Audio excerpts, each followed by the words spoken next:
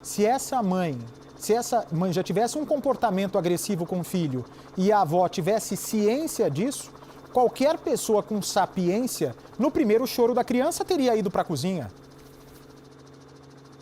Mas ela poderia também não imaginar que isso fosse acontecer ali na cozinha. Quer dizer, num espaço de um apartamento confortável, que existem outros ambientes onde a Andréia poderia ficar mais isoladamente, mais tranquila, mais sem ser observada. Com o Gael, ficar justo na cozinha. É isso que ela pode ter raciocinado. Mas, de qualquer forma, eu admito que a avó, Bate, tenha ficado transtornada, abaladíssima, sufocada pelo peso da tragédia, querendo entender a situação, torcendo para que não tivesse acontecido o que ela já estava imaginando que aconteceu e procurar contemporizar uma situação difícil, uma situação muito difícil dessa mulher. Agora, na busca da verdade real do que de fato aconteceu lá dentro do apartamento, é preciso que ela conte tudo o que saiba. Talvez ela saiba demais, saiba de menos, mas a verdade real agora é imprescindível, Bate. Percival, agora chega a informação que havia indícios de que a criança teria vomitado nesta cozinha. Meu Deus do céu, gente. E a gente tem que ver também o que é barulho para uma pessoa jovem não é barulho para um idoso. Concorda comigo, Percival? Sim, a percepção é diferente. Exatamente. Percepção é diferente, a audição é diferente. Quer dizer, esse barulho, ele é ouvido de maneira diferente, porque tem mais idade, ouve com mais dificuldade, pode até ter deficiência auditiva. Enfim, lá dentro da cozinha, a cozinha se transformou palco dos acontecimentos. E ela, a avó, estava ela própria temerosa de se aprofundar na busca das respostas diante das perguntas que ela mesma fez para Andréia e não queria acreditar no que estava vendo, no que estava acontecendo com o neto. Já pensou, a avó entra na cozinha, o Bate, está o Gael caído no chão, imóvel, inerte, sem vida, coberto por um pano, ela, a avó, vendo isso, tudo tendo acontecido de repente. Terrível para uma mulher, terrível especialmente para uma avó, Bate. Eu estou tentando entender mais por causa de uma pancada. Eu estou tentando, conversando aqui com um médico legista, para tentar entender direito como foi a ordem dessas coisas. Porque esse líquido que ele havia falado no pulmão, acho que a informação chegou truncada. Não era líquido no pulmão, seria a forma que essa criança, acho que de tanto medo, né? Você se lembra o caso do Henri? O Henri via o Jairinho e vomitava, que era a forma dele expressar o medo. E agora essa criança, de acordo com o relato, também da mesma maneira. Talvez para essa avó, na audição dela ou na versão do que ela está contando, Percival, foi uma única batida que provocou a morte, que fez com que o Gael parasse de chorar. Mas quem garante que a verdade não é outra? Você tem vidros quebrados pela cozinha, você tem um estrondo que ela diz que chamou a atenção dela, mas só. Para essa criança ter morrido, ou aconteceu muitos outros barulhos e essa avó não ouviu, ou essa avó ouviu sim os barulhos e está tentando amenizar a situação da mãe, que é grave perante a polícia. É possível e é provável isso que você está falando, Bate. Até porque há um detalhe do qual não podemos escapar. A vovó estava na sala assistindo televisão. Então não sabemos qual era o volume do som da televisão, mas é evidente que ela ouvia num volume médio e essa altura do som da TV, claro, que atrapalhava, sufocava um pouco o barulho do que acontecia no interior da cozinha. Pode ter acontecido dela não ter ouvido tudo, não ter conseguido ouvir tudo, ouvir um pedaço. E quando ela conseguiu ouvir esse barulho que parecia que vinha de um apartamento vizinho, foi um barulho sem dúvida mais forte, Albate. Um barulho mais forte. Aí faz sentido a suposição do corpo do Gael ser arremessado contra a parede. Faz todo sentido. Quer dizer, ela, vendo inocentemente televisão na sala, não conseguiu ouvir tudo. E quando ouviu, procurou saber imediatamente o que estava acontecendo na cozinha, onde estavam a Andréia e o Gael, Bate. Olha, eu estou recebendo aqui, conversando com esse amigo meu legista. Ah, ok.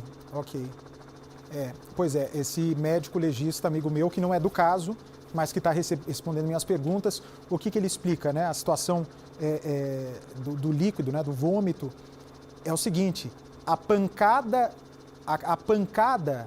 que se dá, né? Quando você pega a vítima e dá na parede, se é isso que aconteceu, o que parece ter ocorrido, pode ter provocado ou uma morte instantânea e esse traumatismo craniano provocou a produção do líquido, ou então essa criança pode ter batido a cabeça e provocado uma convulsão. E aí da convulsão, dependendo da força, dependendo da intensidade do estrago neurológico, essa criança tenha morrido. Portanto, essa é outra a possibilidade. Ou seja, se realmente houve essa pancada na testa, conforme há um relato inicial, sim, o local onde a criança foi encontrada sem vida é característico com um traumatismo craniano. Cadê, por favor, em tela cheia, as fotos da mãe, a foto da mãe que é investigada e que está sendo escoltada nesse momento no hospital. Aí está, essa é a mãe, é uma imagem que estão me dizendo aqui, que pertence à dona Andréia. A dona Andréia, que teria, segundo a avó, gritado, deixa ele aqui. E essas últimas palavras teriam precedido, portanto, o momento da morte. É exato, ela estava grávida aí nessa hora, é isso? A informação, Percy, é que essa imagem é dela grávida, comemorando a gestação do Gael. É difícil acreditar, né? É difícil acreditar. Essa questão de se é problema psiquiátrico ou não, carece de um laudo, carece de um estudo. Mas essa é a primeira imagem da mulher que é investigada pela morte do próprio filho, Percival. A imagem aí que acaba de chegar, dividindo a tela, por favor, com esse menino lindo, lindo, lindo, lindo. Que tem os traços da mãe, inclusive parece ter os traços da mãe, que é o Gael de 3 anos, Percival. As informações que você, Bate, obteve com seu amigo médico legista são precisas, muito precisas tecnicamente falando. Então, a gente indo para a cena do crime, que tudo indica que parece ter sido um crime, você pode deduzir o seguinte: ou o corpo do menino Gael foi seguro e arremessado, lançado, jogado contra a parede, e depois do impacto contra a parede, caído e ficado estatelado no piso da cozinha do apartamento, ou, segunda possibilidade, o corpo do menino Gael foi seguro pelas pernas e pelo tronco e usado como uma espécie de arriete e lançado e mantido seguro enquanto ele era direcionado contra a parede e mantido seguro, provavelmente por mais vezes, é a segunda possibilidade. Ou seja, jogado de uma vez direto para ele bater a cabeça e cair, ou manter o corpo seguro e ir batendo sucessivamente. Essas possibilidades, uma ou outra, vão ser detalhadas provavelmente pela perícia. E são detalhes sinistros, é muito incômodo tudo isso, né, Bate? Muito desagradável. A gente preferiria que nada disso tivesse acontecido. Mas o que é que nós vamos fazer? Estamos em busca da verdade para entender o que aconteceu no interior do apartamento, Bate. Percival, só com esse depoimento da mãe, no prédio as pessoas são muito discretas. Que é muito estranho também. Ninguém viu, ninguém nunca viu o Gael, ninguém nunca viu a mãe, ninguém nunca viu a avó, mas já ouviu o choro de criança. Hoje cedo, com a morte do menino, os vizinhos descobriram que havia uma morte dentro do prédio pelo barulho do helicóptero do Cidade Alerta. Ou seja, ninguém sabia de nada do que estava se passando. Era algo discreto. Só pelo depoimento da avó, não se descarta, se realmente a mãe tiver envolvimento nisso, não se descarta a participação ainda de uma outra pessoa dentro desse apartamento, Percival. Aliás, seria a única maneira de se eximir a Andréia de qualquer responsabilidade.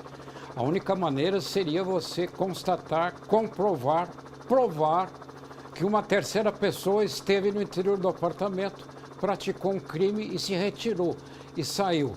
O fato é que não há como explicar, apenas pelas palavras da mãe, que o que aconteceu na cozinha do apartamento tenha sido suficiente para causar a morte do Gael.